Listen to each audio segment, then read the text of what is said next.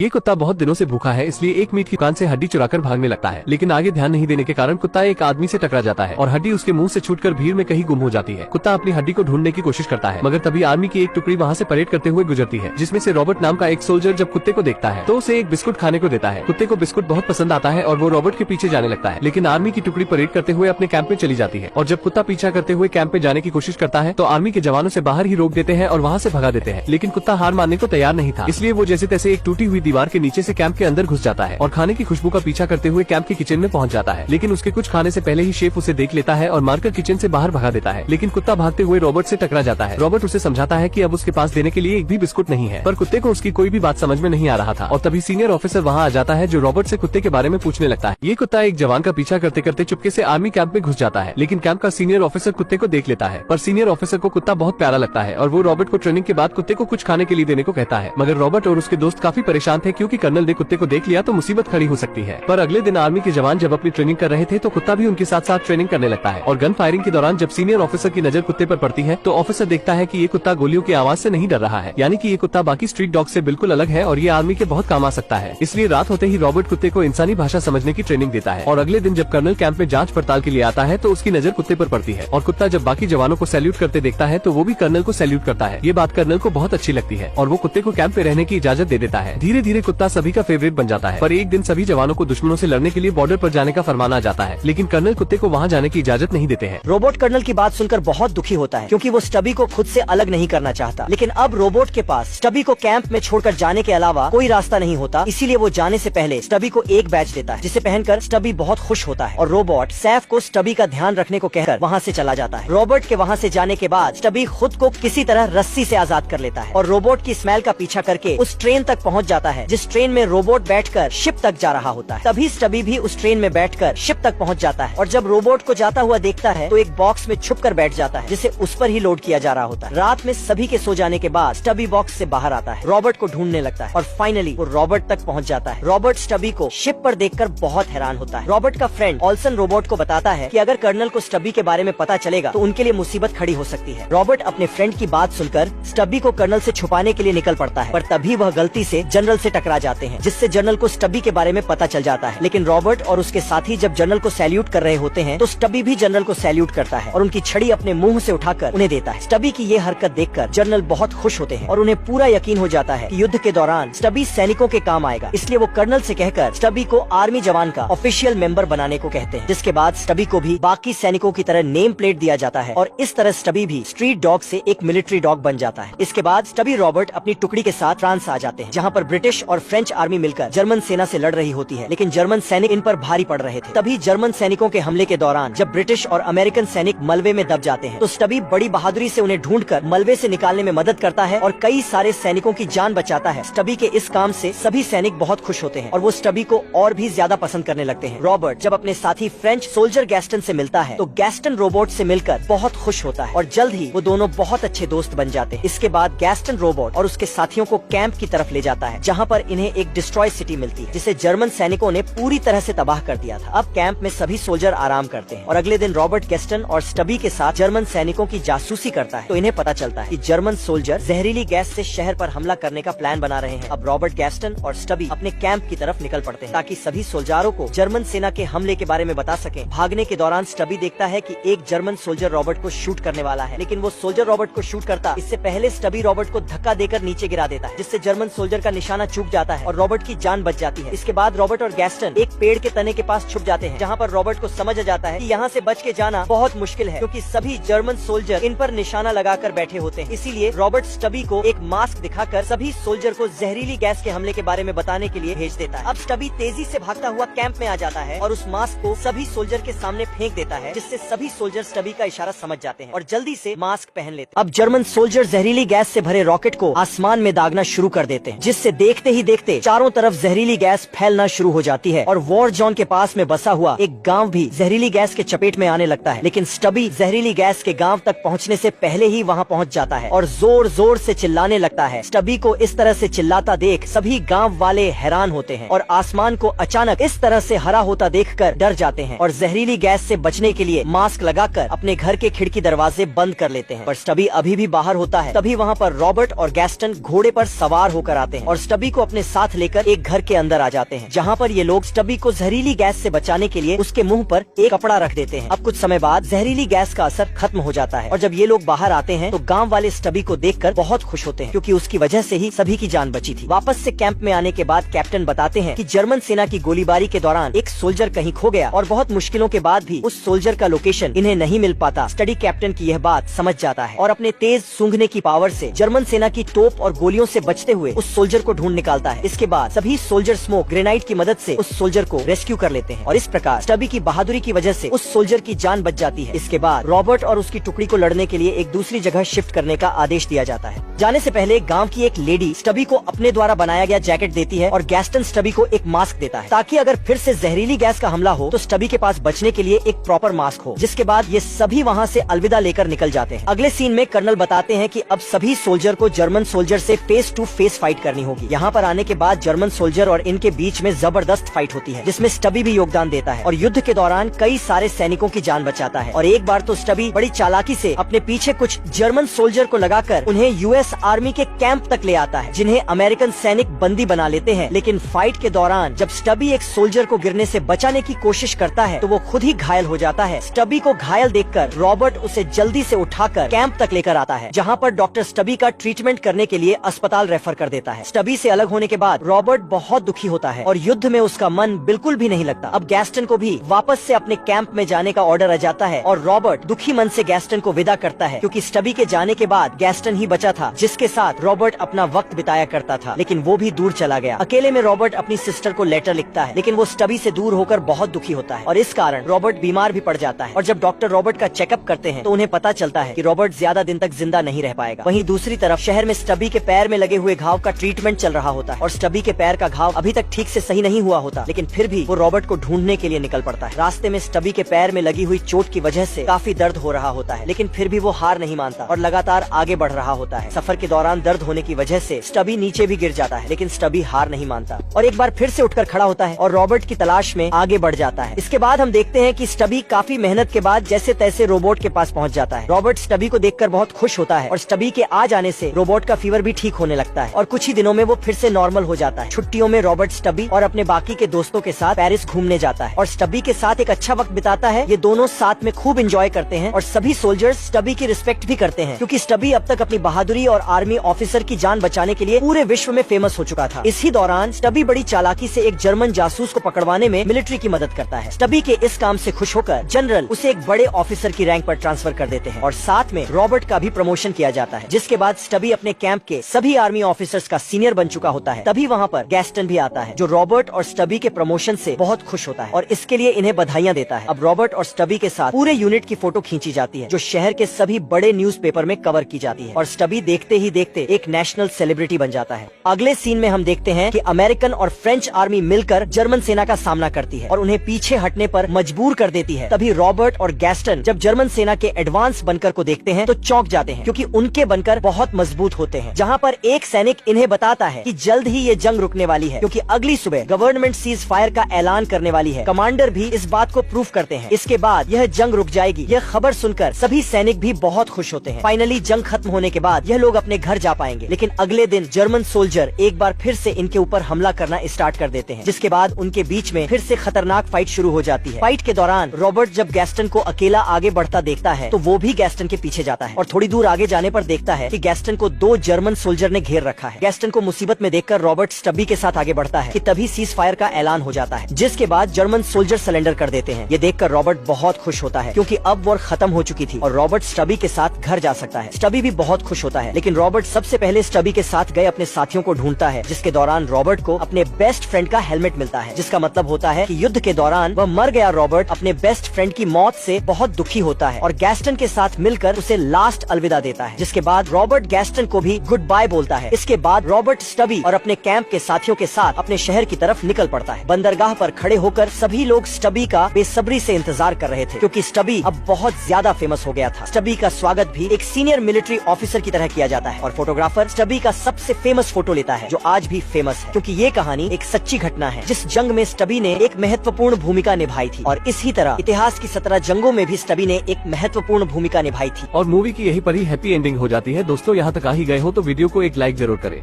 और भी ऐसे ऐसी ही मूवी एक्सप्लेन वीडियो देखने के लिए चैनल को भी जरूर सब्सक्राइब करें। हम मिलेंगे आपसे बहुत ही जल्द ऐसी ही धमाकेदार वीडियो में, तब तक के लिए गुड बाय।